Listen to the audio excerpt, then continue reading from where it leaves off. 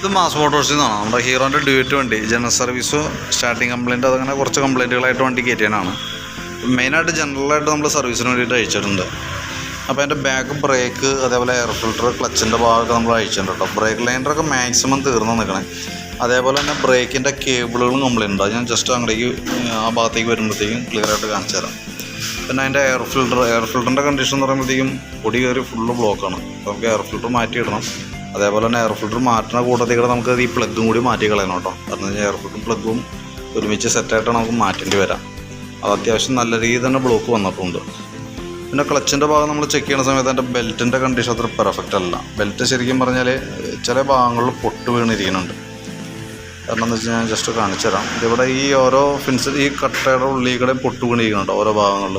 അതിനകത്ത് ഈ സൈഡിലേക്ക് വരുമ്പോഴത്തേക്കും അത്യാവശ്യം നല്ല രീതിയിൽ തന്നെ പൊളിഞ്ഞിരിക്കണം കേട്ടോ. കാരണം ഇങ്ങനെ വരിക്കുമ്പോഴത്തേക്കും നമ്മളിപ്പോൾ വണ്ടി ഓട്ടത്തിലാണെന്നുണ്ടെങ്കിൽ ഒരു കട്ടയും കൂടെ പൊളിഞ്ഞു വന്നാൽ പിന്നെ പെട്ടെന്ന് ബാക്കിയത്തെ പൊളിഞ്ഞു പോയി നമ്മൾ വഴിയിൽ പെട്ടുപോകുന്നൊരു സിറ്റുവേഷൻ വരും. അപ്പോൾ അത് മാറ്റി കളയാനാണ് ഏറ്റവും സേഫ് കേട്ടോ. പിന്നെ അതേപോലെ തന്നെ ക്ലച്ചിൻ്റെ ഭാഗം നമ്മൾ അയച്ചിട്ടുണ്ട്. അപ്പോൾ ക്ലച്ചിലൊക്കെ അത്യാവശ്യം നല്ല രീതിയിൽ തന്നെ പൊടി കാര്യങ്ങളൊക്കെ ഉണ്ട് അതിനകത്ത്. അപ്പോൾ അതൊക്കെ ഒന്ന് ശരിക്കും എയർ അടിച്ചൊന്ന് ക്ലീൻ ചെയ്യാനുണ്ട്. അതേപോലെ തന്നെ വേരിയേറ്റർ ബോഡി റോളർ ഇതിനൊന്നും പ്രത്യേകിച്ച് വേറെ കംപ്ലയിൻ്റ് ഒന്നുമില്ല. പിന്നെ നമുക്ക് അതിൻ്റെ പിനിയൻ സ്റ്റാർട്ടർ ബെൻഡെക്സ് യൂണിറ്റ് എന്ന് തന്നെ പറയാം, പിനിയൻ സ്റ്റാർട്ടർ എന്ന് പറയും.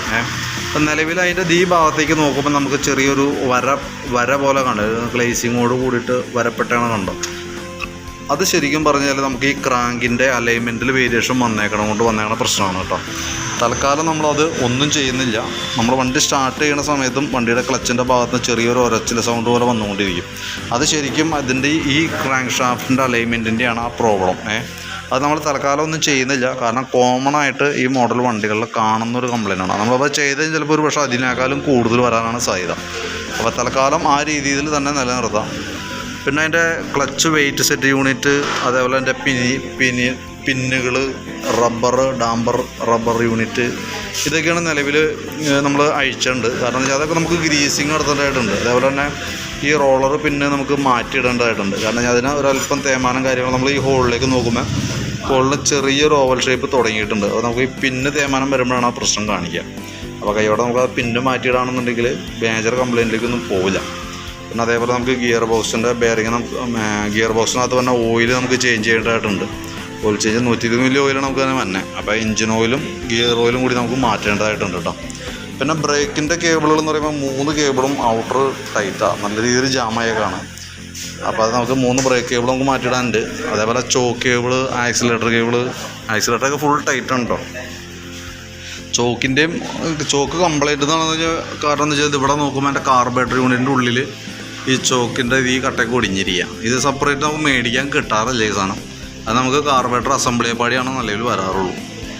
അപ്പം നിലവിൽ നമുക്ക് ചെയ്യാൻ പറ്റുമെന്ന് പറഞ്ഞാൽ ഒന്നുപോലെ കാർബറേറ്റർ മാറ്റി പുതിയത് സെറ്റ് ചെയ്യാം. കാരണം ഏതായാലും കാർബറേറ്റർ ഈ പറഞ്ഞ രീതികൾ അത്യാവശ്യം ഒരുവിധം കാലാവധിയിലേക്ക് എത്തിയിട്ടുണ്ട്. നോർമൽ ഇതിന് കംപ്ലയിൻ്റ് ഉള്ളതുമാണ്. അതല്ലെങ്കിൽ എന്താ ചെയ്യേണ്ടതെന്ന് വെച്ചാൽ കാർബറേറ്റർ ഇതേ കണ്ടീഷനിൽ തന്നെ ചോക്ക് വർക്കിംഗ് ആക്കാൻ പറ്റില്ല. നമുക്ക് ചോക്കിൻ്റെ വർക്കിംഗ് ആക്കാൻ പറ്റില്ല. ആക്സിലേറ്ററുകളൊക്കെ മാറ്റി ക്ലിയർ ചെയ്യാം. ചോക്ക് ആവില്ല എന്നുള്ളൂ. അതല്ലെങ്കിൽ ഈ രീതിയിൽ തന്നെ നിലനിർത്താം. അപ്പോൾ ഇത് കാർബറേറ്ററിൻ്റെ കേസ് മാത്രം കൃത്യമായിട്ടൊന്ന് പറയണം കേട്ടോ. കാരണം ഓൾറെഡി നമുക്ക് ഈ മോഡൽ വണ്ടികളിൽ കാർബറേറ്റർ ഓവർഫ്ലോൻ്റെ പ്രശ്നം സ്റ്റാർട്ടിങ് കംപ്ലയിൻറ്റ് അത് നിലവിലുള്ളതാണ്. അപ്പോൾ ഒന്നുപോലെ നമുക്ക് ഈ രീതിയിൽ തന്നെ നിലനിർത്താം. ചോക്ക് വർക്കാവില്ല. ചോക്ക് വർക്കായാലാണ് നമുക്ക് രാവിലെയൊക്കെ സ്റ്റാർട്ടിങ് പെട്ടെന്ന് എളുപ്പമായിട്ട് വരുള്ളൂ. ഇതങ്ങനെ വർക്കിംഗ് അല്ലാത്ത കണ്ടീഷനിലാകുമ്പോൾ സ്വാഭാവികമായിട്ടും കാലത്ത് രാവിലെ ചോക്കിട്ട് അടിക്കേണ്ടി വരുമ്പോൾ നമുക്കത് ചെയ്യാൻ കിട്ടില്ല. അപ്പോൾ അങ്ങനത്തെ പ്രശ്നം വരും. അപ്പോൾ നിലവിൽ കാർബറേറ്ററിൻ്റെ കേസ് നമ്മൾ പെൻഡിങ്ങിൽ നിർത്തിയേക്കണം. നോക്കിയിട്ട് നമ്മൾ പറയുന്ന രീതിയിൽ ആ രീതിയിൽ ചെയ്യാം. തൽക്കാലം നമുക്ക് വേറെ ഒന്നും ചെയ്തിട്ടുള്ളതെന്നുണ്ടെങ്കിൽ കാർബറേറ്റർ അതേപോലെ തന്നെ നിലനിർത്താം. എയർ ഫിൽറ്റർ പ്ലഗൊക്കെ മാറ്റിയിട്ട് നമുക്ക് യൂസ് ചെയ്യാം. അത് അഴിച്ച് ക്ലീൻ ചെയ്യാൻ നോക്കിയാൽ ചിലപ്പോൾ മാറ്റേണ്ട പിന്നെ നമുക്ക് ഉപയോഗിക്കാൻ പറ്റാത്ത കണ്ടീഷൻ വരും. അപ്പോൾ പരമാവധി ആ കണ്ടീഷനിൽ തന്നെ നിലനിർത്താം. പിന്നെ ഫ്രണ്ട് ഭാഗത്തേക്ക് വരുമ്പോഴത്തേക്കും ബ്രേക്ക് കേബിളിൻ്റെ കേസുകൾ ഞാൻ പറഞ്ഞിരുന്നല്ലോ. ബ്രേക്കിൻ്റെ കേബിളുകൾ നമുക്ക് മാറ്റിയിടാണ്ട് ഓൾറെഡി സ്പീഡോമീറ്ററിൻ്റെ കേബിളൊക്കെ പൊട്ടിയാണ് കിടക്കണം കേട്ടോ. അതൊക്കെ ഇത് ബ്രേക്കിൻ്റെ ഒരു കേബിളിൻ്റെ ഔട്ടർ പൊട്ടിയാണ് കാണുന്നത്. സ്പീഡോമീറ്റർ ഒന്നും വർക്കിംഗ് അല്ല.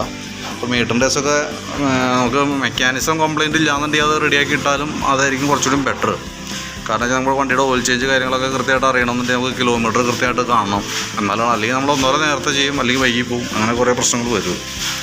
അപ്പോൾ മീറ്റർ വർക്കിംഗ് ആണെന്നുണ്ടെങ്കിൽ കേബിൾ മാറ്റിയിട്ടാൽ റെഡി ആവുമെന്നുണ്ടെങ്കിൽ അത് അങ്ങനെ ചെയ്തെടുക്കണമാണ് ബെറ്റർ കേട്ടോ. പിന്നെ ഫ്രണ്ട് ബ്രേക്കൊക്കെ നമ്മൾ ചെക്ക് ചെയ്യാനും ആ ക്യാമൊക്കെ ഒന്ന് ഗ്രീസ് ചെയ്യാനൊക്കെ അയച്ചിട്ടുണ്ട്. ബ്രേക്ക് ക്യാമൊക്കെ ഒന്ന് അഴിച്ച് ഗ്രീസിങ് നടത്തി റീസെറ്റ് ചെയ്യാം. പിന്നെ നമുക്ക് ഫ്രണ്ട് വീൽ ഡിസ്കിൻ്റെ ഭാഗം തുരുമ്പിട്ടിട്ട് ആകെ വല്ലാത്തൊരവസ്ഥയിലാണ് ഇവിടെ. അതൊക്കെ ശ്രദ്ധിച്ചോളാം. കാരണം ഈ കുറ്റിവൻ്റെ ഭാഗത്തൊക്കെ തുരുമ്പിട്ട് ശരിക്കും ഓട്ടയായിട്ടുണ്ട്. ഈ ഭാഗത്ത് നോക്കുമ്പോൾ അറിയാം ഇതൊക്കെ ഓട്ട. അപ്പോൾ തുരുമ്പ് നമ്മൾ ചിരണ്ടി കളഞ്ഞിട്ട് കാര്യമില്ല, ഉള്ളിൽ നിന്നാണ് തുരുമ്പ് തന്നെ.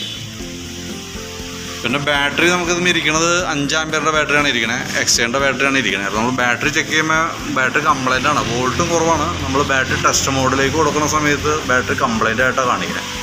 അപ്പോൾ സെൽഫ് വർക്കിംഗ് ആക്കണമെന്നുണ്ടെങ്കിൽ നമ്മൾ ബാറ്ററി മാറ്റി പുതിയത് വെക്കേണ്ടി വരും.